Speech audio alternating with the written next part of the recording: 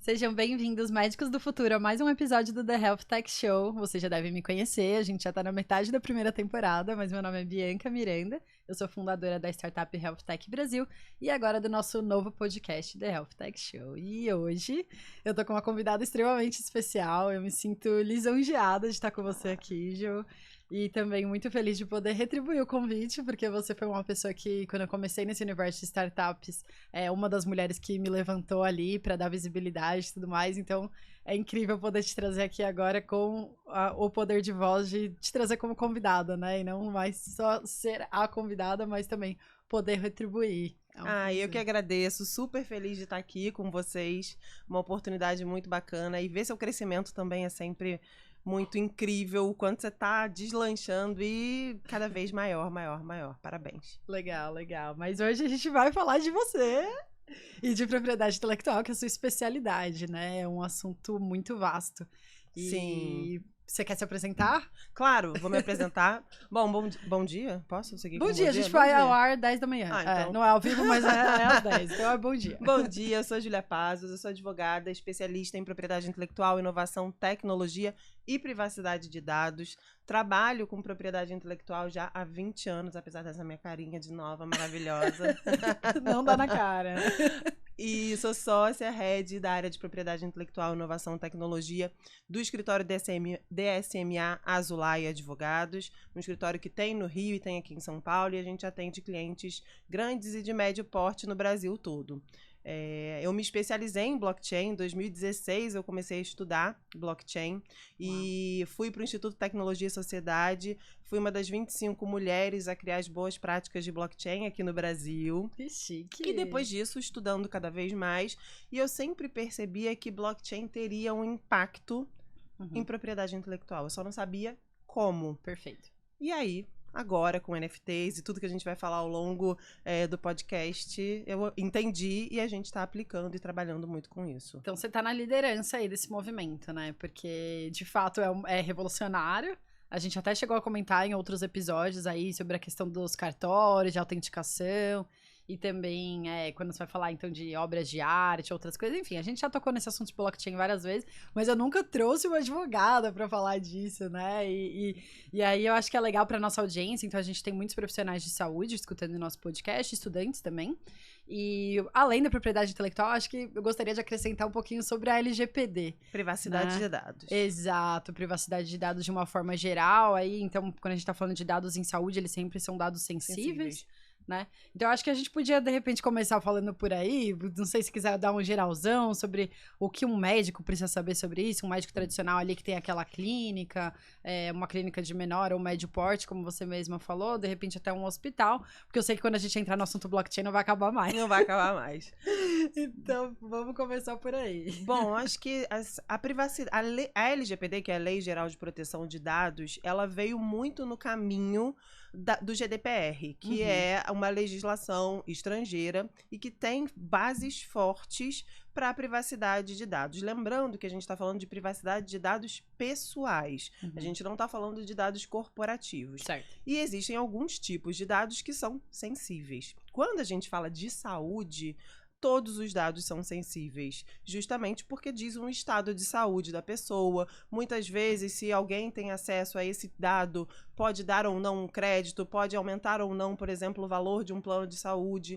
Então, ele é considerado, de fato, um dado sensível e, por isso, ele tem uma proteção dentro da lei que é mais especial, mais restritiva do que a proteção dos dados comuns. Exatamente. Então, um ponto que é sempre muito importante os médicos tomarem cuidado e prestarem de fato atenção é qual tipo de dado vai ser coletado, só coletar aquele dado que realmente é necessário, que realmente faz sentido, não ficar coletando um monte de dado que não são necessários. Por quê? Porque quanto mais dado você tem, mais exposto você tá.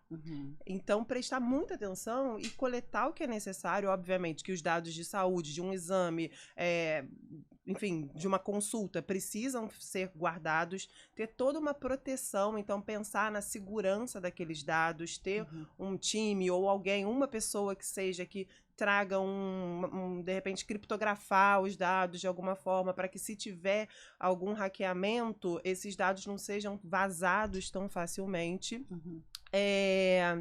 E pensar nisso, em pegar dados que são necessários. Não, muitas vezes a gente acha que deve coletar muitos dados. A gente deve coletar os dados que são necessários para a gente, para o paciente, né, no caso dos médicos, para não extrapolar. E outro ponto que é super importante, dentro da lei a gente tem vários tipos de tratamentos que são feitos, mas também a gente tem várias formas de você coletar o dado que você está dentro da lei. Pode ser porque você tem uma obrigação legal, por exemplo, se você precisa pagar um funcionário, você tem que ter o dado dele. Claro. Então, você não precisa do consentimento dele para ter aquele dado. Por quê? Porque você precisa cumprir uma função sua, uma obrigação sua. Então, também sempre pensar por que você está coletando aquele dado? É uma obrigação ou, de fato, aquele paciente tem que te dar uma autorização? Ah, é para o marketing. Então, marketing, é legal a gente ter um consentimento. Legal. Ter uma autorização do cliente, do paciente para enviar, de repente, um e-mail marketing. Um e-mail marketing. Mas para alguma coisa importante que faz parte da sua obrigação como médico, você não precisa ter autorização. Legal. Isso facilita muito, porque você não precisa pegar autorização para tudo. Exato. Eu acho que a gente trabalha com tecnologia, a gente fala de dados de uma forma muito natural. Né? Mas para um médico que trabalha com pessoas, né? Então atende lá todo dia, mesma forma um advogado, não é todo advogado que tem esse viés de tecnologia. Então o trabalho do advogado é, claro, papel ali com as legislações, mas também com pessoas, né? E aí, esses profissionais que trabalham diretamente com pessoas e menos com tecnologia, às vezes eles não têm essa familiaridade tanto com os dados da forma que a gente tem. Então, você falou muito da parte de coleta, né? Claro, quando a gente tá falando, então, de uma secretária, de uma equipe de vendas ou de divulgação e tudo mais, a gente consegue restringir um pouco quais são ali os dados necessários para você poder conduzir aquele atendimento ou aquela propaganda que também tem seus limites quando a gente tá falando de saúde, propaganda em saúde, né? Mas eu vejo que no trabalho do médico mesmo, tradicional, às vezes é muito difícil ter esse filtro, tipo, o que é importante de ser coletado, porque dependendo da situação ali, você vai ter que perguntar uma coisa que pro paciente pode parecer que não tem nada a ver, mas pro médico é muito, muito, assim, importante. Às vezes você saber até um dado socioeconômico ou de orientação sexual, atividade sexual, isso pode ser importante pro médico, e às vezes nem sempre é tão claro pro paciente. Então aí eu vejo que do lado do profissional de medicina, é claro que seja uma clínica pequena, seja um grande hospital, existem vários profissionais que não é só o médico. Mas quando você está falando dentro do consultório do médico, então, esse lado de coleta, ele é um pouco mais subjetivo, sim, né? O que é necessário ou não. Claro, existe uma técnica por trás, então pra gente, como profissionais, é mais objetivo do que subjetivo, mas pro paciente é mais subjetivo. E eu vejo que a grande sacada aqui, nessa conversa nossa, o mais importante seria talvez o armazenamento. Como que seria o legal de você armazenar para você não, de repente, tá colocando numa plataforma que pode expor a risco? Então, eu acho que isso pro profissional de saúde acaba sendo mais imediato do que até a coleta, porque a coleta às vezes fica nesse cenário meio cinzento. E pensando assim, se era importante, não tem problema coletar. Lógico, então, de fato, se você precisa ter ali orientação sexual, não tem problema. Você vai coletar porque faz parte ali do seu diagnóstico, você precisa ter aquilo. Pensando em armazenamento, sempre pensar em ambientes seguros. Então, não dá para ter o prontuário todo do paciente num documento do Word que sequer tem uma senha, entendeu? Num bloco de notas que não tem senha. Então, você tem que ter esse cuidado do armazenamento. Por quê? Porque a gente, dentro da lei, tem o incidente de vazamento de dados. Se isso acontece, isso se aplica a toda e qualquer empresa, desde a pequenininha até a maior de todas.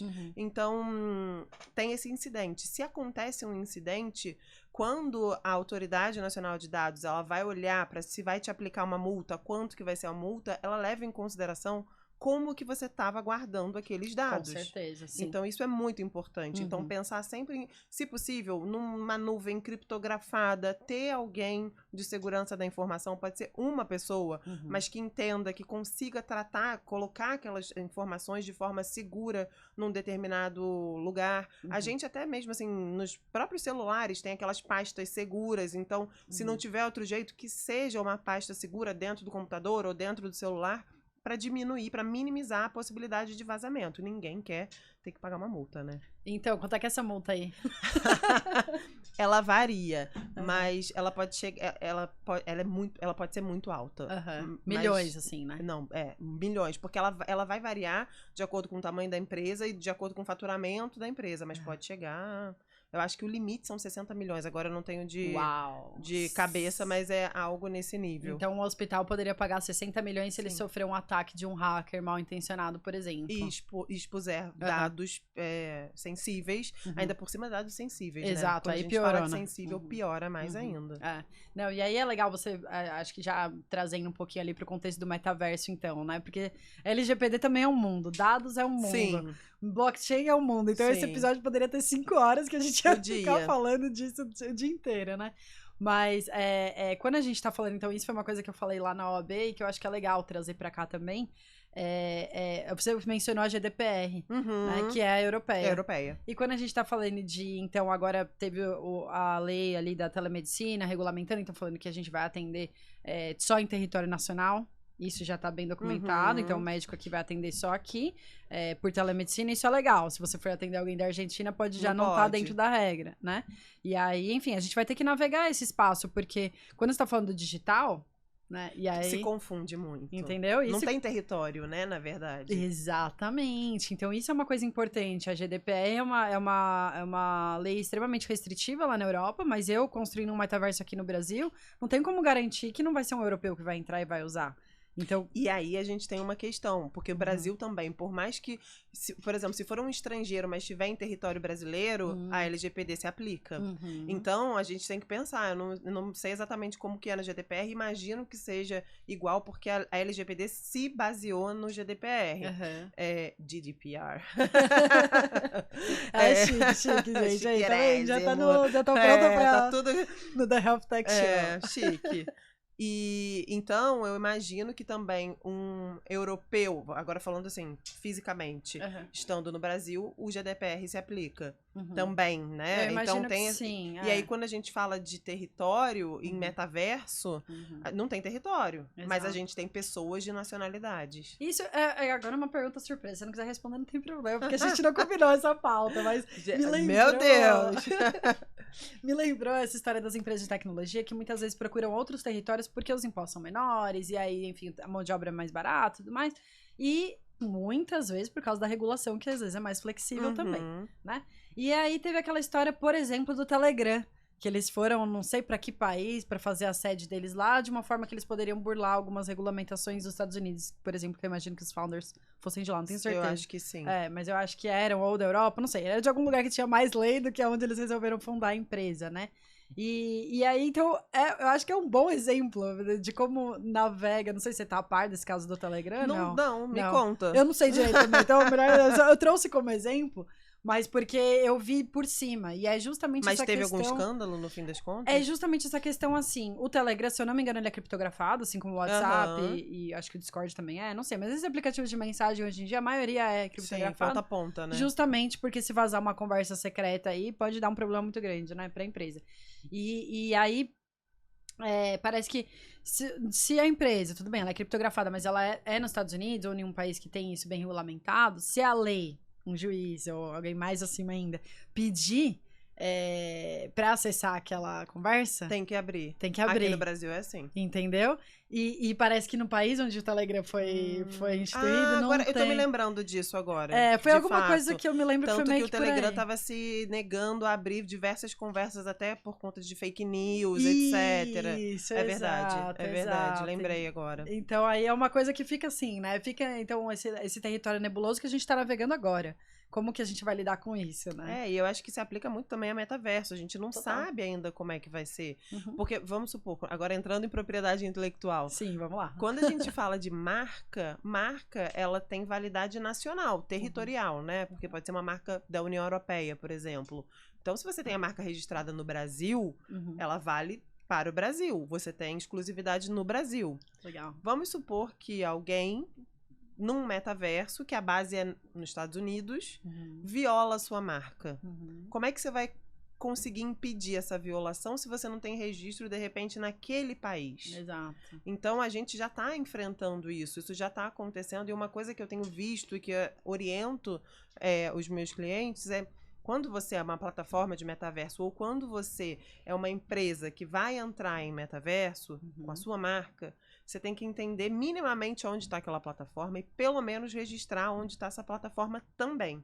Porque você consegue comprovar que você tem registro naquela região. Perfeito. Então, é legal pensar nessas estratégias, né? Não, é super importante. A Health Tech Brasil, ela nasceu a partir de um dilema de propriedade intelectual, né? Então eu falei isso na OAB, eu não tenho problema de falar isso em vários lugares, na verdade, mas a minha ideia como pesquisadora dentro de uma universidade, empregada 100% do tempo, era da universidade, não era minha. Né? E aí, para eu executar aquilo, ou eu ia executar dentro da universidade, de repente dividir ali uma propriedade intelectual, ou eu ia sair e andar com as minhas próprias pernas, que é o que muitos fundadores de tecnologia acabam fazendo, porque, enfim, hoje em dia a gente sabe que o ouro das empresas é muito mais a propriedade intelectual do que qualquer outra coisa, né? Então... se você pegar uma Coca-Cola, o próprio TikTok, que agora foi avaliado como, eu acho que a empresa mais valiosa do mundo. Não vi essa reportagem, não. É fresquinha, então. É fresca. Né? A marca vale mais do que tudo dentro da empresa. A marca vale muito.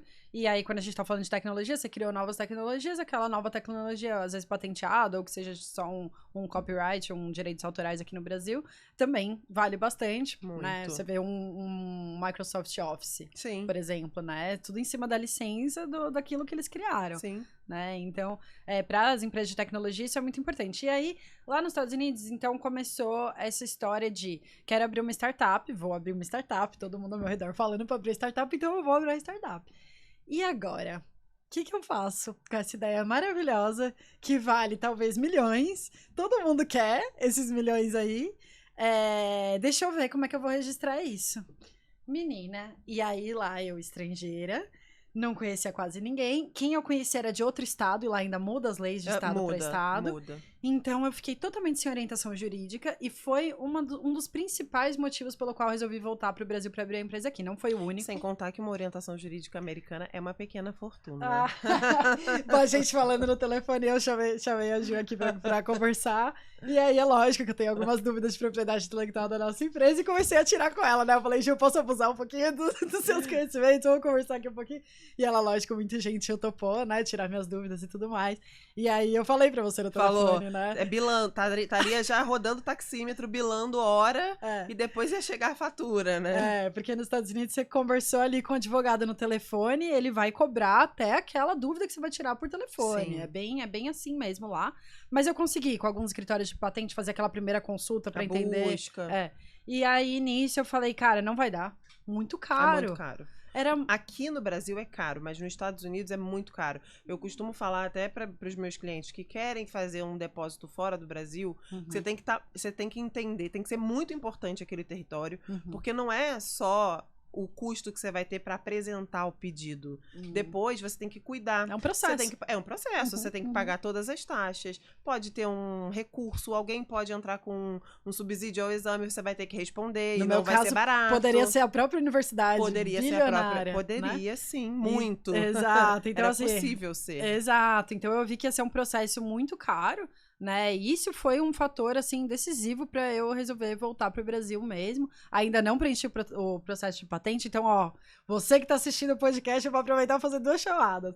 Primeiro, a gente tá com um crowdfunding aberto no Catarse, então vai lá, ajuda a gente a crescer, tem muita gente por trás aqui do The Health Tech Show e da Health Tech Brasil, e a gente tem que pagar essas pessoas para o nosso trabalho continuar florescendo, então tem uns prêmios incríveis aí, pega o link aqui, ajuda a gente. E outra coisa, conversando com você, né, Ju? Vou preencher pedido de patente, então. Eu quero, de fato. Eu acho que tem uma novidade ali. Por mais que licenciar software, a gente sabe que é uma realidade que às vezes acontece, às vezes não. Muitas patentes ficam perdidas ali, registrou e nunca ninguém lucrou com isso. Mas eu vejo a importância até pro valuation da minha empresa e pra, enfim, a gente proteger mesmo que a gente passou tanto tempo criando, né? E aí eu te perguntei, Ju, quanto é que é? Quanto que fica? E pra mim, não é importante preencher só no Brasil. Muito pelo contrário. E para outros países. Eu precisaria de uma patente no nível global, senão não faz nem sentido. Mas aí a gente tem que tomar cuidado, porque uma patente nível global é fortuna. Exatamente. Real. Então, sendo super sincera, é muito caro. Qual a causa, assim? 5 dígitos, 6 dígitos? Em reais? Global mesmo? Aham. Tipo assim, na China não pode. Milhão. Então você que quer patrocinar a HealthTech Brasil, saiba que tem oportunidade de patente ali nível global, só precisa de uma ajudinha de custo. Mas uma coisa que é legal, a gente tem um mecanismo que se chama, que é o PCT, que é o Patent Treaty Cooperation. Certo. Então você pode fazer um pedido de patente aqui no Brasil e você tem 12 meses para apresentar esse pedido de PCT, em que você vai pagar uma taxa, que ele é como se fosse um pedido global. Simbólico, você paga uma taxa e você designa os países que você vai querer entrar. E aí, depois, você vai ter que pagar a taxa para entrar em cada país. Mas você ganha tempo para pensar e você não perde a anterioridade. Porque isso é uma coisa importante da gente falar. Quando a gente fala de patente, a gente está falando de novidade. Tem que ser algo novo. É uma novidade que é absoluta. O que significa isso? Não pode existir no mundo. Não é no Brasil, é no mundo. Por isso que a gente faz uma busca para entender o que tem daquela tecnologia. Mas também a gente tem que entender que não tem que ser assim, igual o iPhone. Quando o iPhone lançou, ele é super inovador, quase que uma coisa que não existia. Não precisa ser assim. Você pode juntar componentes que existem, fazer melhorias num processo ou num produto, e isso pode ser passível de um pedido de patente. Legal. Então, é bacana a gente pensar nisso, que a gente tem essa possibilidade, mas também quando você pensa em patente global, você tem que ter muita certeza de quais são os países que fazem sentido para você também não gastar dinheiro à toa. Claro, tem que estar dentro do modelo de negócio. Tem que estar dentro do modelo de negócio, tem que fazer sentido. Mas também você tem que lembrar o seguinte, você só consegue impedir alguém de usar se você tiver a proteção naquele país. Então, se você tem a proteção no Brasil e não tem nos Estados Unidos, não adianta, você não vai conseguir impedir uma multinacional de usar lá nos Estados Unidos. E aí eu acho que você tocou num ponto muito importante. Essa era uma das minhas dúvidas, então que já sanou a dúvida, porque, por exemplo, você falou que vocês fazem a pesquisa global.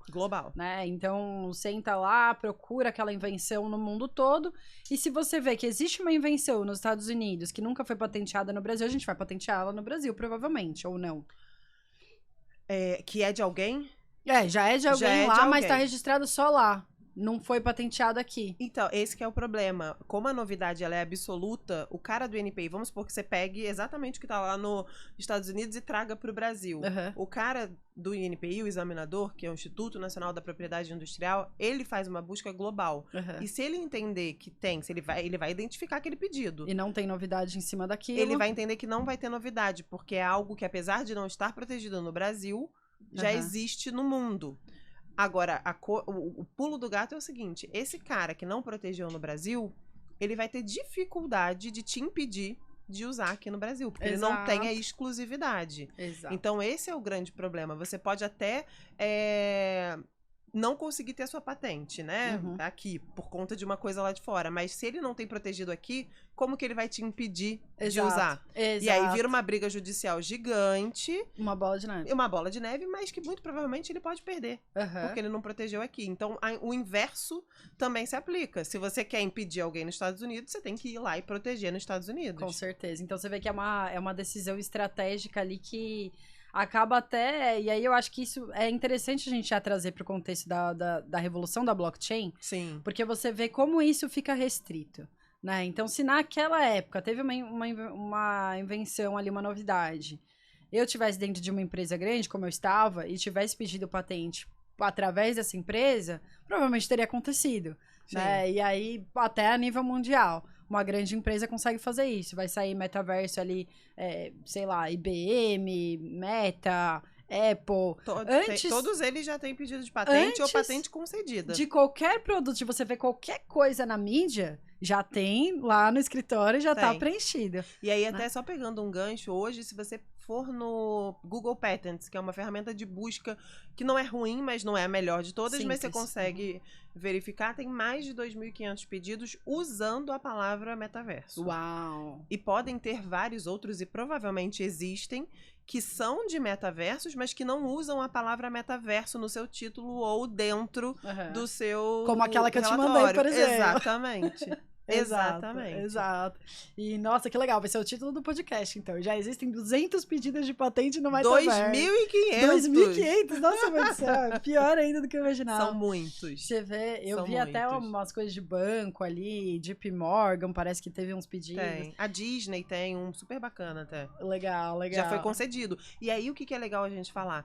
Uma patente, ela demora, assim, no Brasil, em torno de 8 anos para ser concedida. Importante também falar isso. Então, e para você ver, se a gente tem uma patente da Disney para metaverso, minimamente foi apresentada há uns 5 anos atrás. Uau. Então, a gente consegue ver que, de fato, é algo que está sendo estudado, pensado, trazido para dentro das empresas muito antes de chegar para o público, né? Exato. Isso é importante. Até aquela pesquisa simples que eu fiz, que eu te mandei para basear ali a nossa pesquisa, você vê que era de 2017 a anterioridade de uma invenção parecida com a minha, né? Então é uma coisa já um pouco que vai vindo ao longo do tempo, e quando sai na mídia você pode ter certeza que não surgiu do nada. Se estão colocando 9 dígitos ali nessa tecnologia, não é um hype que vai passar em uma semana. Exatamente. É uma coisa que já foi estudada, as teses já estão ali no caminho de serem comprovadas, né? E tá sendo investido há bastante tempo. Exato. E aí, na hora que chega na mídia, no mainstream, é porque já teve muito trabalho ali em cima daquilo.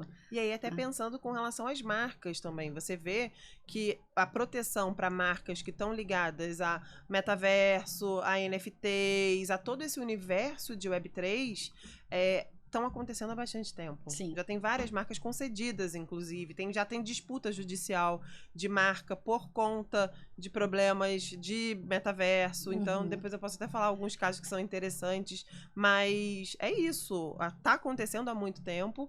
E as empresas, elas têm estratégia para desenvolver aquilo, né? E aí passa pela propriedade intelectual, sem dúvidas. Você quer falar algum desses casos? Ou o caso da Disney? Fala aí, posso vai falar. acrescentar. Tem 2 casos bem interessantes. Um deles é muito recente, aconteceu no escritório de marcas e patentes da Espanha.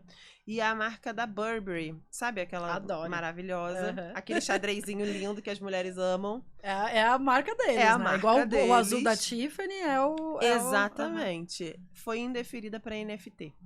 O quê? E aí o que eu achei interessantíssimo, sem fazer juízo de valor, se tá certo ou se não tá, foi a decisão que o examinador trouxe. O que ele falou? Ele falou, o consumidor, porque no fim o direito marcário ele leva muito em conta o consumidor. O consumidor ele não pode confundir, ele não pode levar o teu produto achando que tá levando o produto de uma outra empresa. Perfeito. Que ele tá levando um produto um serviço de uma empresa que na verdade é de outra. E aí o que ele falou? Quando o consumidor ele compra um NFT da Burberry, ele ainda não tem o que ele trouxe, o conceito não está tão estabelecido. As pessoas podem comprar um NFT achando que vão receber uma bolsa em casa.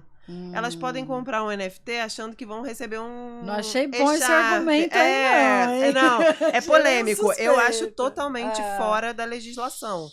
Mas eu achei interessante esse paralelo que ele fez e aí indeferiu a marca e não deu para Burberry marca para NFT. Você sabe se, no caso, eles estavam tentando patentear uma textura ou era estampa não, mesmo? Era um registro da marca mesmo. Era uma marca, é como se fosse a gente chama de marca figurativa, porque não tem palavra, daquela estampa. Porque nos Estados Unidos pode. Aqui a gente teria até um problema de registrar só a estampa. Você sabe que eu acho super estranho isso? Que outro dia eu tava vendo o caso do NFT da Tiffany com a Nike, né? Que vai sair.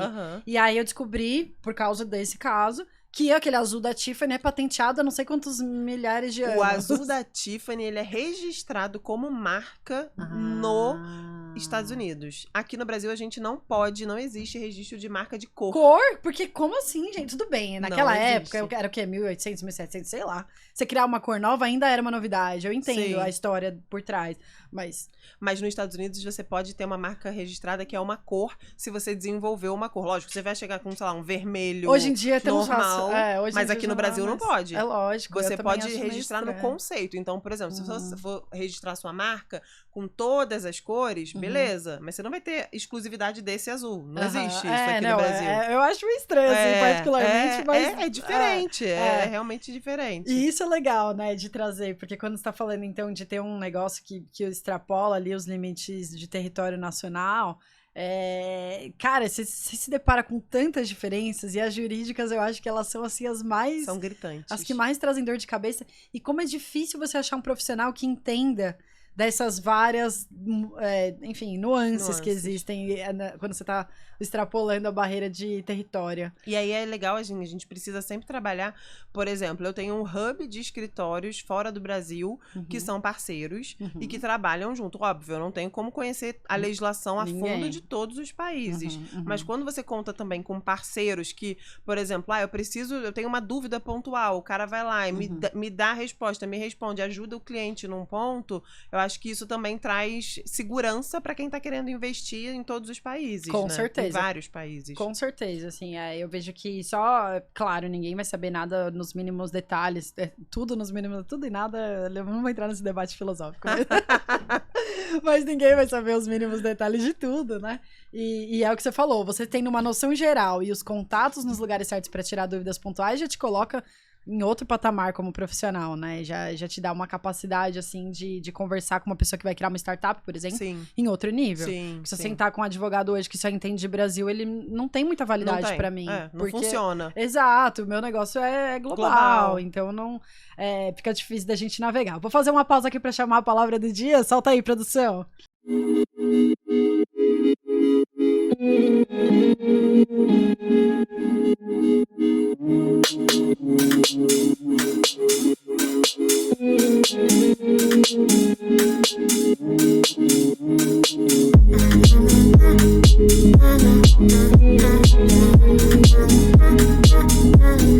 Então, a palavra do dia hoje é NFT, os mal falados, os infamous NFTs. O que significa os NFTs? Você quer falar, Gil? Pode falar, né? Vou falar, então. Os tokens não fungíveis, non-fungible tokens, NFTs, right? O que isso significa? Então, a gente tá falando, então, de uma tecnologia que é registrada em blockchain. Então, os NFTs é uma terminologia que usa a tecnologia da blockchain e ele se difere, então, das criptomoedas ou de outros dados que podem ser colocados na blockchain a partir do conceito que aquela hash que significa o NFT, e aí tem vários, tem o REC, RC, 115, sei lá, 1115, eu nem sei os números direito. Eu também não sei os números não, deixa mas com sei que tem um monte. monte. Hoje tá indo pro ar aí, esse daqui vai depois, mas hoje, nesse momento, tá indo pro ar o episódio com o João, ele que é o cara da tecnologia, né? Ele que sabe ali qual que é o tipo... Tanto que a primeira vez que eu fui trabalhar com ele, eu falei, eu quero um NFT assim, assim, assado, você faz o smart contract pra mim? Aí ele, tá, você quer qual tipo de NFT? Esse ou aquele? Eu nem sabia, cara, que tinham vários tipos. Não sei. Aí eu deixo com ele. Mas conceitualmente eu consigo explicar pra vocês. Então, os tokens não fungíveis, eles se diferem de outros dados na blockchain, porque eles têm esse conceito de que é uma informação única e que não pode nunca, jamais ser trocada por outra igual. Isso. Deixa eu te acrescentar, porque no juridiquês, fungível é isso, é algo que é único e que não é intercambiável. Isso. Então você não troca um pelo outro, ele não é igual nunca a outra coisa. Mesmo, eles podem até ter o mesmo valor monetário. Então podem. O pessoal às vezes gosta de comparar com a Mona Lisa. Eu acho que é um bom exemplo, mas eu também gosto muito de fazer o paralelo com o mercado imobiliário. Você pode ter 2 apartamentos que valem exatamente a mesma coisa, mas eles não são o mesmo apartamento. Você não vai trocar e falar, agora um é igualzinho ao outro. Não. Né? Então eu acho que os tokens não fungíveis, eles têm esse paralelo bem legal aí, tanto com o mundo das artes. Então uma Mona Lisa também nunca vai ser igual uma réplica ou igual uma obra de Van Gogh. Eles podem valer a mesma coisa, valor de mercado, mas um é completamente diferente do outro. E nunca vai ser igual. Nunca, né? Então, e isso então, são os mal falados aí, NFT. Muitas empresas até nem querem mais usar esse nome, porque o que aconteceu com essa história de scam aí, Gil? Explica pra gente. Tem muito, né? mas eu acho que, assim, como em todo mercado também, a gente precisa prestar atenção no que a gente tá investindo, no que a gente vai fazer. Se chega alguém falando que você vai ganhar não sei quantos mil em horas, de uma hora pra outra. De uma hora pra outra. Você sabe que tentaram me mandar um scam esses dias? Olha aí, se foi alguém que me conhece, que fala português, eu tô deixando um recado, hein? Olha quem tá aqui comigo agora, hein? Vou pegar você. Tem amigo advogado, tem amigo polícia, então vocês prestem atenção no que vocês estão fazendo. Tem cybersecurity no rolê. Não tá pra brincadeira, não. Mas olha como é que foi. Esse scam, eu fiquei impressionada, assim, de verdade, porque era uma pessoa que sabia como a tecnologia funciona. Ela não era aquela pessoa que chegou querendo me dar um golpezinho simples, não. Se fosse alguém que não entende direito do negócio, Não, eles estudam, né? Eles sabem do que eles estão falando, isso que é o pior. Tanto que eu até perguntei na Cora naquele dia, eu falei, gente, alguém já teve problema pra vender NFT no OpenSea? Porque foi uma história tão bem contada, que eu falei, o que tá acontecendo, né? Olha só, o cara, ele chegou querendo comprar os meus NFTs, porque eu tenho um hobby artístico ali que a gente já vai entrar. Quando eu for falar de propriedade intelectual, é lógico que eu vou falar dos meus hobbies artísticos, porque é sobre isso. Foi aí que eu cheguei na propriedade intelectual com essa intimidade. Não foi nem tanto com as ideias da startup, mas mais com as minhas ideias dos meus hobbies artísticos. E querendo comprar, e eu, lógico, querendo vender, né? Você quer comprar, então vamos... E tal, a negociação foi rolando, tipo, tranquilaça, até a hora que ia de fato comprar.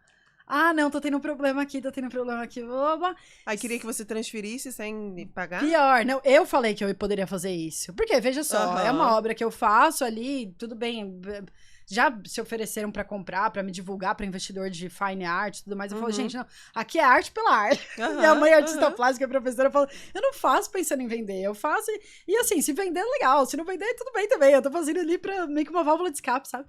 E aí eu até ofereci pra ele, não, você não tá conseguindo no OpenSea, eu faço drop pra você, e você me manda o dinheiro, P2P, tá tudo certo. Sabe o que ele queria fazer? Que eu entrasse num site, conectasse minha carteira, porque gente, aquele não site... conectem carteira em nada que vocês não conhecem. Aí eu, não, essa história tá muito estranha, peraí. Ele ia roubar todos os seus NFTs, todos os seus tokens, toda a sua criptomoeda. Porque uma vez que você conectou a carteira no lugar errado, você já tá pronto pra alguém enfim, limpar aquela carteira, né? E pegar tudo que tem lá. E aí foi nesse esquema ali que tentaram me fazer. Falei, filhinho, acho que você não tá sabendo muito bem com quem que você tá falando. Tudo bem, vai arranjar um emprego de verdade? Eu falei... Que esse daí eu vou deixar passar, mas não vem aqui de novo não, que pode dar ruim pra você. E o pior é que esses, né, os scams, eles acabam, as pessoas acham que o problema é na tecnologia. Então, e aí fica mal falado. E aí fica mal falado, todo mundo fala, mas não falam que blockchain é super segura? Como que é seguro se roubaram tudo? Mas o ponto é como que foi feito o roubo. Teve um caso conhecido também de phishing do Banksy. Que era uma obra, fizeram um phishing no site dele, então você entrava no site dele, era o site dele de fato, só que hackearam o site dele, venderam NFTs dele, de uma obra que fazia sentido, que tinha todo o estilo dele, só que não era dele. Então. Aí você compra um NFT que não é do autor. Por quê? Né? E eu acho que é legal a gente falar isso agora sentada com alguém de propriedade intelectual na minha frente, porque você registrou, então vamos lá, eu fiz uma obra original ali, um Midjourney ou alguma coisa que eu escrevo. Meu hobby é escrever, na verdade. O Midjourney acabou sendo consequência de um vocabulário vasto, surgiu a ferramenta, eu aproveitei ali pra transformar as coisas que eu escrevo em uma imagem visual, mas eu gosto de escrever. E aí, coloquei um texto ali, mintei na blockchain só pra garantir que não vai sair ali, como é que fala? Ai, Clarice Lispector escreveu o meu poema.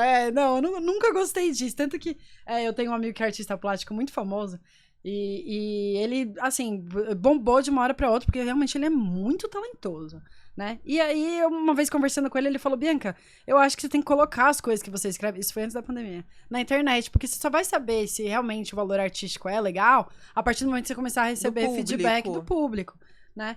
E aí, eu pensando naquilo, eu falei, nossa, mas o maior medo é eu jogar um texto na época. Eu não conhecia blockchain ainda, você já estava estudando, eu ainda não entendi.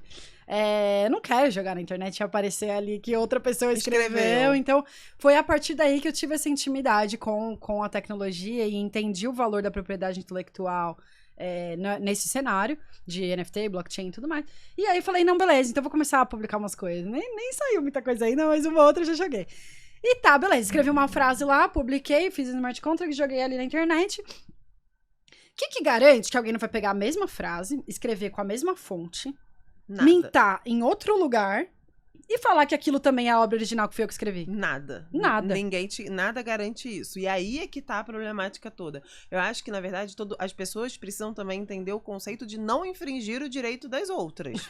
De não copiar as outras. O famoso bom senso não é tão comum assim. O senso comum não é tão comum assim. Não é. É aquela coisa do o óbvio precisa ser dito, né? Não tem jeito. Sim. E aí, até vou trazer um caso que é muito bacana, que mostra exatamente isso. A Hermès tem aquela bolsa famosíssima, Birkin, e um cara criou, eu acho que 200 NFTs de uma bolsa que a arte parecia um pouco a Birkin, mas se diferenciava. Mas o nome do NFT era Meta Birkin. Birkin é uma marca registrada da Hermès. A Hermès entrou com uma ação judicial contra ele. E ganhou. E aí a gente teve um outro problema, porque ele já tinha vendido os NFTs. Uau. Ele foi condenado numa multa de 200, 300 mil dólares pra Hermès. R$1 milhão. R$1 milhão. Então, eu acho que também isso é uma coisa que a gente precisa trazer, que é quando você escreve, a titularidade é sua. O direito é seu. Se alguém for lá e copiar e fizer e fingir que é dele, você estando atenta, tendo as ferramentas de monitoramento que a gente tem, né? Assim, a gente monitora a rede social, já tem ferramentas de monitoramento de metaversos para ver se tem violação de marca, com inteligência artificial, com programas que rodam marketplace e agora já tem para metaverso também. Então, assim, se você tem uma assessoria que tá ali rodando e pegar isso, a gente tem duas opções. Ou a gente manda o cara parar imediatamente, ou a gente entra com uma ação contra ele e ele vai te pagar a indenização por violação do teu direito. Então, também tem que prestar e ter muita atenção quando você vai fazer um NFT. Quando você vai, de fato, criar alguma coisa, produzir um conteúdo na internet, não tá infringindo nada de ninguém. Nada de ninguém. A internet pode parecer, gente, mas não é terra de ninguém. E não é, e às vezes parece que dá essa impressão. E eu vejo que a tecnologia da blockchain veio talvez para reformular essa ideia até no inconsciente coletivo. Porque a internet surgiu e cresceu muito rápido, a gente não teve nem tempo de entender muito bem como é que funciona. E aí agora, então eu gosto desses robôs de arte generativa, né? E aí tem uma questão de propriedade intelectual por trás disso também. Porque as pessoas jogaram as obras delas na internet sem essa consciência de que, uma vez que tá na internet, pode ser reutilizado, de repente, de outra forma que você nem vai saber como. Às vezes você nem vai saber. Sim. E agora, surgindo essas novas ferramentas, tá naquele super impasse. Super. Né? E eu acho também que a gente vive, assim, a Web 2, 2.5, enfim, como queiram chamar, ela é uma web que a gente, foi o momento que a gente passou a criar, que a gente passou a produzir e ser mais ativo na internet. Antes a gente só lia a notícia, né? A gente entrava ali e tal. A gente começou a criar, mas a gente ainda tem as big techs por trás, que elas têm políticas de propriedade intelectual, de privacidade extremamente agressivas. E se você for olhar a política de propriedade intelectual... Não é nossa, é deles. É deles. O que você põe a ali foto que você posta na sua rede social, se você for olhar, eles podem pegar, usar, reproduzir, ganhar dinheiro com isso, independente de te pagar nada. Muitas vezes é assim que monetiza. É assim que monetiza. O modelo de negócio cresceu em cima disso, e aí, então, hoje tem isso, essa parte dos dados, e tem também a parte dos advertisements. Exatamente. Dos dois lados deu ruim. Ninguém aguenta mais. Ninguém aguenta mais. E por isso a gente está caminhando para um novo ecossistema. Exato. Que aí o usuário, ele fica... O objetivo é o usuário estar no centro do negócio, né? Exato. E você conseguir ser remunerado pelo que você faz. Então, a gente vai, por exemplo, ter os artistas, já tem, né? Com os NFTs, se tem uma revenda, ele pode ganhar um percentual. Ele pode colocar no smart contract que ele vai receber ali, sei lá, normalmente são 10%. Eu ponho 10 nas minhas. Eu falo, não sei se alguém vai comprar. Se um dia comprar e ainda revender, eu quero 10. É isso. E aí, a gente tem uma coisa que é muito bacana. A lei de direito autoral, ela, em tese, garante que se você tem uma obra de arte, você vendeu ela e ela valoriza, você tem direito de receber um percentual por essa valorização. Mas como que no mundo físico você faz esse tracking? Ninguém vai saber. Não faz. Ninguém recebe. E aí vem o NFT como uma ferramenta para garantir o que está na lei. Muito que até legal. hoje não funcionava. Não, muito Então incrível. é muito incrível a gente olhar o NFT, olhar a tecnologia com esse olhar que, além de tudo, possibilita garantir um direito que nunca foi garantido pro artista. Nossa, muito incrível. Eu vejo que esse lado de artes realmente está sendo revolucionado por essa tecnologia. E aí, só para trazer um pouco melhor ilustrativo na parte tecnológica relacionada com a propriedade intelectual, eu vou ilustrar porque eu não sei o nível de conhecimento tecnológico da audiência. Tá. A gente já teve outros episódios falando de blockchain, inclusive sobre isso. Eu trouxe aqui, acho que no segundo episódio, o Eduardo Salles, da empresa Dotter, é uma empresa de rastreamento da indústria farmacêutica. Ai, que bacana. E aí, o que ele falou? Não gosta muito de blockchain, porque ele falou o seguinte, tudo bem, então a blockchain, ela garante realmente a veracidade daquele tracking records, então, mintei uma obra, ela foi vendida, revendida, a gente vai saber tudo caminho, que se né? ligar aquele bloco e vai estar registrado. Mas, se a primeira obra que for registrada for falsa, não dá tudo pra a saber. partir dali também é irrelevante para a veracidade da autenticidade da obra. Essa que é a grande diferença, né? Você pode, assim, o NFT que você tá comprando, ele é original. Uhum. Só que não necessariamente a obra que tá lá dentro é. Veja o caso do Meta Birkin. Exato. Que a gente tinha ali uma cópia de uma bolsa e usando uma marca que ele não tinha autorização para usar. Uhum. Então também você tem que prestar atenção o que você tá comprando, de quem você tá comprando. Perfeito. Uhum. Pra não cair nesse tipo de pegadinha. E aí, até trazendo de novo o caso do Meta Birkin, é interessante a defesa do autor, que ele fala, não, foi uma criatividade minha, eu trouxe um criativo. Me inspirei, só que ele se inspirou infringindo a marca, ele tinha que ter mudado a marca, feito uma bolsa diferente, e aí sim, beleza, eu me inspirei. Só que você não se inspirar é diferente de copiar. Eu posso me inspirar num conteúdo que você fez maravilhoso, escrever com a minha palavra, e aí tá tudo bem, não tem infração. Que foi o que então, aí é isso que eu acho interessante. Porque eu sou filha de artista, eu mesma tenho os meus hobbies lá. Normalmente eu não me coloco nesse papel quando eu tô apresentando a Health Tech Brasil, CEO, host do podcast, mas hoje não tem como escapar. E aí, eu faço parte de um grupo, até aproveitar para divulgar eles, o pessoal do Vão Livre MASP. Eles criaram uma hashtag ali, artistas plásticos, vários pelo Brasil, durante a pandemia, para eles poderem continuar o contato que eles fazem, né? Então tem evento ali em museu e tal, é sempre a mesma galeria que se encontra, que é o pessoal que gosta realmente de artes plásticas, né? E aí eles criaram essa hashtag, então, Vão Livre MASP. Toda semana, às vezes ela, que é a líder do grupo, solta uma obra e fala assim, gente, eu quero releituras dessa obra. E aí a gente faz releituras das obras, posta lá com a hashtag e fica inundado de releituras das obras artísticas. Tem também casos de músicas famosas, tava ouvindo Flowers da Miley Cyrus vindo pra cá. Ela claramente se inspirou na música do Bruno Mars, mas reescreveu e tá tudo certo, né? Ou não? Então, depende. A gente teve um caso agora que pegou fogo, não sei se você viu, Lovezinho, conhece essa? Não vi. Conhece essa música? Não, ela parece que é uma música, eu também não conhecia não, fui conhecer por causa do caso. Ela pegou fogo no carnaval, explodiu, e toda a base da música, do refrão, é uma música da Nelly Furtado. É igualzinha, aquela Cara, Say os It funks Right. fazem muito isso. Fazem. E tem um nome isso, né? Mas tem uma técnica pra você fazer sem infringir direito de terceiros. Entendi. Agora, no caso desse Lovezinho, ela usa a base da música da Nelly Furtado.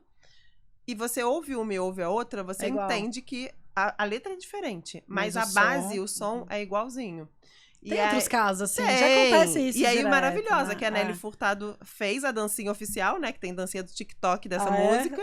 Fez, e no dia seguinte bateu na porta e falou, amiga, eu quero 20% de tudo que você tá monetizando com essa música, porque a minha música tá dentro da sua, e é a minha música que faz a sua ter sucesso. Bombar. Caramba, maravilhosa, arrasou. Maravilhosa. E vai receber, né? Sim, com certeza. E eu no caso das músicas, isso é bem comum. É bem comum. Né? E aí, das artes plásticas, eu fico nessa, né? Então, eu entrei nesse movimento aí do Vão Livre MASP, vira e mexe, faço releituras usando o Midjourney, que por si só já é polêmico, então depois até que você quiser falar disso, se você tiver à vontade pra falar disso, até porque é um assunto polêmico, eu não vou te colocar contra a parede aqui. Mas assim, então eu faço as releituras lá usando o Midjourney, e nessa me inspirei, é lógico, cara, toda semana fazendo releitura, uma hora eu peguei e falei, vou fazer minha própria releitura, e eu fiz as releituras dos personagens da Turma da Mônica. Cara, ficou lindo, modéstia à parte, assim, eu adorei, né? Eu sempre quis, eu gosto de fazer mais ali ultra realista, meio estilo de fotografia mesmo, as obras no Midjourney. E eu fiz as Turma da Mônica como se eles fossem personagens reais, da vida real. Ai, que legal! Crianças, eu vou te mostrar. Eu quero ver. E aí, não mentei, porque eu fiquei na dúvida. Falei, e agora? como que ficou? Eu posto as releituras lá do Vão Livre, mas nunca pensei em mintar, porque pra mim é um Sim, exercício. sim. Só que esse eu gostei tanto que eu gostaria de mintar, mas Mas será? você ia falar que é a releitura da Turma da Mônica? Aí a gente tem uma questão. Então, isso que eu ia... Não que você eu não pensei. possa fazer a releitura, você pode. Uhum. A gente tem que entender também como que ficou essa... Teria que ver a arte pra Eu ver... vou te mostrar aqui agora. Peraí. A gente tem muito tempo? Como é que tá o de tempo aí, produção? Me fala. 12? Não, acho que dá tempo. Porque, assim, é interessante trazer esse caso. Eu comecei, na verdade, pelo Menino Maluquinho, que é bem óbvio, ele tá a panela ali na cabeça. E depois eu fui pra Turma da Mônica. E a Turma da Mônica é óbvio, principalmente a Mônica, porque eu coloquei o Sansão ali do lado. Com o vestidinho vermelho e tudo mais. Então, assim, ficou diferente, porque são personagens como se fossem crianças reais aqui, a Mônica, ó. Eu vou colocar na edição. Fofo. Gente, amei. Eu vou colocar na edição. Que se você tá ouvindo pelo Spotify, vai pro YouTube pra você ver a arte. Eu posso divulgar essa arte? Como é? Aí você me fala, como é que é nesse caso? A gente. Então, aí eu não sei exatamente Você os viu termos e condições de uso dessa. O Sansão, como é que ele ficou? Eu amei.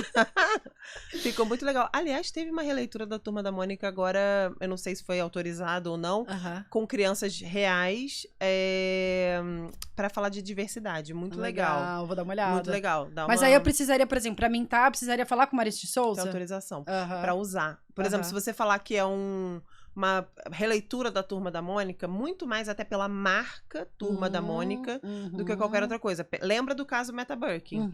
O cara usou a marca Então, porque aí, ó, Birkin. tá até no meu Instagram pessoal aqui, eu postei assim, eu não sabia, né? Não tinha com quem tirar dúvida, não ia te ligar, te incomodar. Sei lá, ter postado 1h da manhã, que é a hora... Mas 1h da manhã, não. A hora que eu tenho tempo pra fazer isso, você imagina, né? Aí tá, isso aí fiz e tal. Aí eu não sabia. Olha como eu escrevi. Releitura dos personagens clássicos da turminha mais querida do Brasil. Mas tudo bem. Porque eu não sabia, de fato. Arrasou, mandou bem. Entendeu? Você não infringiu marca de ninguém.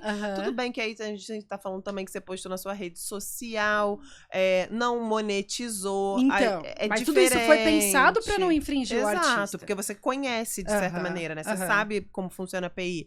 Mas se você monetiza, usa a marca, a probabilidade... Óbvio, assim, tem casos que o autor não sabe. Ou que é o titular dos direitos patrimoniais, né, da exploração, não fica sabendo. Mas isso não significa que você não tá infringindo, né? Total. Então tem que tomar cuidado. Mas agora, voltando na questão da obra em si, tem uma discussão muito grande. Primeiro, se inteligência artificial cria, de fato, uma obra. Por quê? Começar por aí, né? Pra começar. Porque pela legislação brasileira, obra só pode ser criada por humano. Inteligência artificial. Tá escrito isso? Tá. Ah, mentira. Intelecto humano. Alguma coisa mas veja, assim o que intelecto fala... é meu. Mas você operou você operou a IA. Mas a discussão a IA gerou. Será que a obra não nasce em domínio público? Eu acho complicadíssimo. Como se não tivesse proteção. Mas veja só, ó, por exemplo, então vou dar o meu exemplo aqui prático. Postei a releitura, não quero vender, na verdade só quero que as pessoas vejam e achem bonito, então, gente, deixa o like aí se você gostou. O objetivo era esse, nunca foi vender. Mas peguei, fiz uma arte, então tem algumas que eu trabalho mais, é lógico. Tem outras que eu pego, posto no Instagram e é isso. E tem outras que eu levo pro Photoshop, faço mais um trabalhinho ali em cima. Tem uma interferência sua. Minto na blockchain, então veja todo o processo que eu fiz. Sim. Primeiro, você sentar lá pra escrever no Midjourney, você vai ver que não é tão fácil assim tirar essa Mônica que eu fiz aqui agora. Segundo, tirou, conseguiu, então você teve o trabalho ali de fazer um prompt legal, eu pego, jogo num segundo software, melhoro, e ainda tenho o trabalho de mintar na blockchain. Hoje, muitas vezes eu faço direto ali no OpenSea, mas eu poderia fazer um próprio smart contract por trás e transformar aquilo num NFT mais robusto, que dá acesso a outra coisa, que junta em outra... E aí? E todo esse trabalho que eu fiz dentro da tecnologia, né? Eu particularmente tenho a seguinte opinião. Você teve um trabalho criativo. Claro. Então, você é a autora. Só que a primeira lá na frente, ela surgiu como? Então, ela legal surgiu exatamente, como ela surgiu. Isso. E aí a gente pode pensar, por exemplo... Qual é aquela IA que fez os avatares, que ficou famosíssima? Eu esqueci o nome. Os avatares MetaHuman? Não, a gente, assim, que todo mundo foi lá, botou uma foto e saía foto. Esqueci Não era Luma? Lumia? Era alguma coisa assim. E aquilo gerou uma arte, de alguma forma, né? Não e a gente não interferiu em nada. Aquilo nasce no domínio público, ou seja, uma foto que é um desenho, né? Que virou um desenho com o meu rosto. Em tese não tem proteção e todo mundo pode sair usando a torta e a direito. Aí a gente entra numa outra discussão que é direito da personalidade, que não é propriedade intelectual, que é o seguinte, para eu usar a sua imagem, eu tenho que você tem que me autorizar, eu não posso pegar a sua imagem e fazer qualquer coisa. Então a gente teria uma discussão muito mais de personalidade do que de direito autoral, porque em princípio aquilo é um direito autoral que nasceu sem ter dono, porque não foi uma pessoa que criou. Eu vejo que até eu como artista ali de engenharia de prompt, eu até fiquei meio incomodada com esse aplicativo, porque cara, saiu várias, uma igual a outra. Mas, gente, por que tá todo mundo pirando nesse negócio? Eu tenho várias outras ferramentas gratuitas muito mais legais. Eu, pra mim, não entendi muito bem, mas eu entendo foi que... uma trend, né? Caiu ali nas graças da galera e eu fiz, mas eu fiz com um objetivo, pra ver os termos e condições de uso. A partir dali eu não passei. Eu não aceitei. Você não aceitou? Lógico que não. Porque eles podem usar pra marketing, pra qualquer coisa, a sua imagem. Você dá ali a imagem toda a autorização. E eu vi um monte de artista fazendo isso. Ou seja, eles deram de graça algo que eles monetizam na vida real. Exato. E as pessoas não leem. Aí, então, fica a dica. Leiam política de privacidade, leiam política de propriedade intelectual, porque é isso que vai determinar o que aquele app faz ou não faz com os teus direitos, né? Com a sua propriedade. E aí, só pra trazer um pouquinho de valor ali também pro público que é mais interessado em tecnologia, como então que esses aplicativos como esse que você falou, ou o próprio Midjourney que eu uso bastante também, Leonardo, DALL-E, tem um monte aí, fazem essas imagens. Então, existe um banco de dados gigantesco, com provavelmente várias imagens que já foram publicadas na internet, algumas registradas, outras não, e enfim. Ou seja, eles ainda podem estar violando alguma coisa de alguém que a gente nem sabe. Exato, porque o que ele faz? Ele pega aquele monte de imagens, então vamos supor, eu quero desenhar um piano, eu vou digitar lá, um piano preto na sala de estar. Ele vai pegar todas as imagens que tem de piano preto, aliás, todas de piano, depois todas de piano preto, depois todas de sala de estar. Ele vai juntar aquelas imagens, desintegrar os pixels e reformular os pixels de uma forma que cria uma imagem inédita. Então, entendi. O que tem aí de propriedade intelectual? Tem um mundo de revolução que a gente pode falar, né? Um monte de coisa. Então, eu acho que quando a gente tá falando de tecnologias, startups, grandes corporações, propriedade intelectual, tem tudo a ver. Tem tudo. E as pessoas esquecem, né? Propriedade intelectual, quando a gente fala, é marca, é a patente, ou seja, a tecnologia, como você vai produzir, proteger.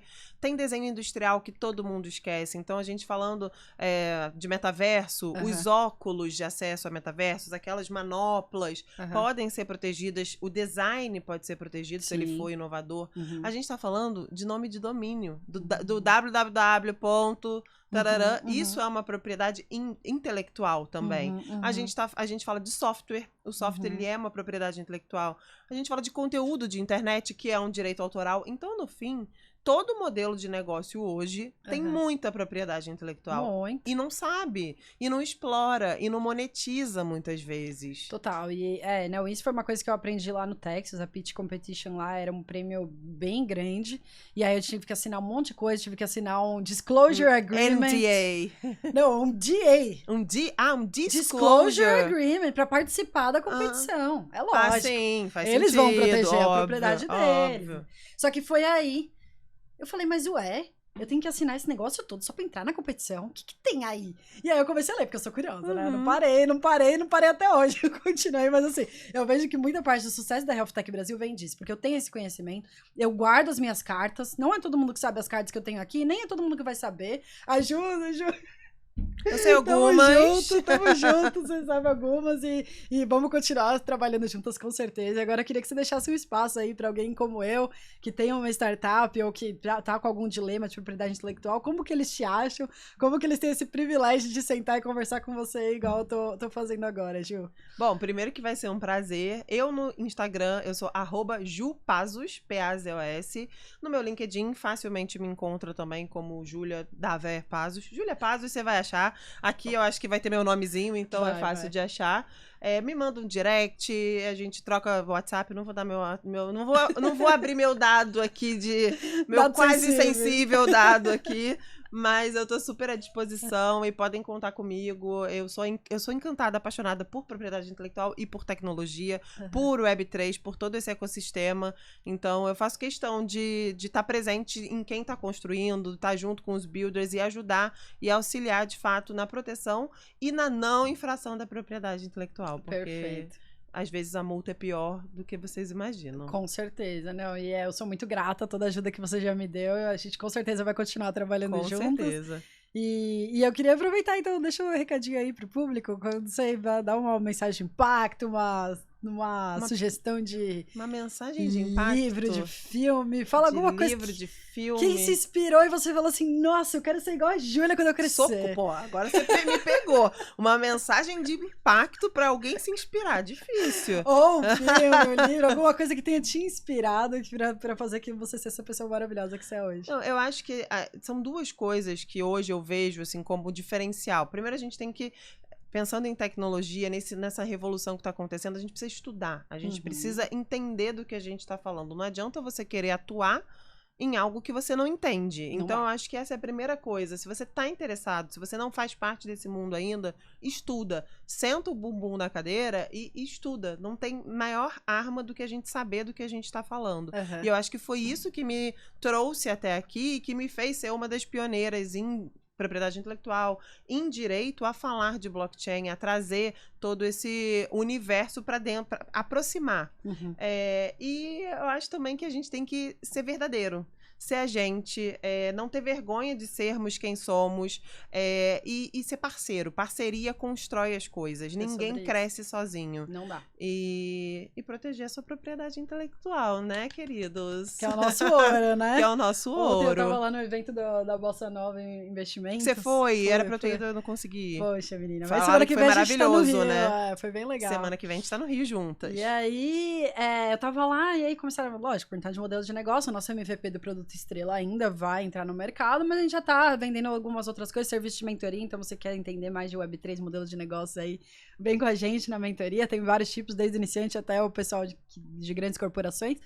E me falaram assim, né? Nossa, então você tá capitalizando só em cima da sua intelectual hoje, né? E é isso. É exclusivamente isso. Muito em breve a gente vai ter um produto, tudo mais, que foi construído em cima de várias propriedades intelectuais de várias pessoas. Mas até então, capital de giro é em cima daqui. Hoje em dia tá tudo no nosso propriedade intelectual. É isso. É mais valioso do que a própria empresa, né? Total. Deixa eu só falar uma coisa que eu esqueci de falar. Com certeza. Você me encontra também no site lá do escritório que eu sou sócia, que é o DSMA Azulay. Só procurar www.dsmaazulay.com.br. Vou pôr o link aqui embaixo. Então, você tá ouvindo no YouTube, deixa o seu like, compartilha com seus amigos, se inscreve no canal. E se você tá no Spotify, acho que me falaram da outra vez que dá pra pôr link no Spotify também. Eu vou pôr link no seu. Não tô sabendo. Falaram que sim. Eu também não sou a melhor pessoa pra isso. Alguém vai saber fazer isso. Se tiver um lugar pra link aí, o link da Ju tá aí. Se não, você vai lá pro YouTube, já aproveita, deixa o like, pega o link lá. Muito obrigada, pessoal. Mais um episódio maravilhoso do The Health Tech Show. Agradeço muito, Ju. Eu que agradeço. Foi um prazer estar aqui. Obrigada, pessoal. Foi um prazer imenso, pessoal. Bom dia. Até a próxima. Bom dia.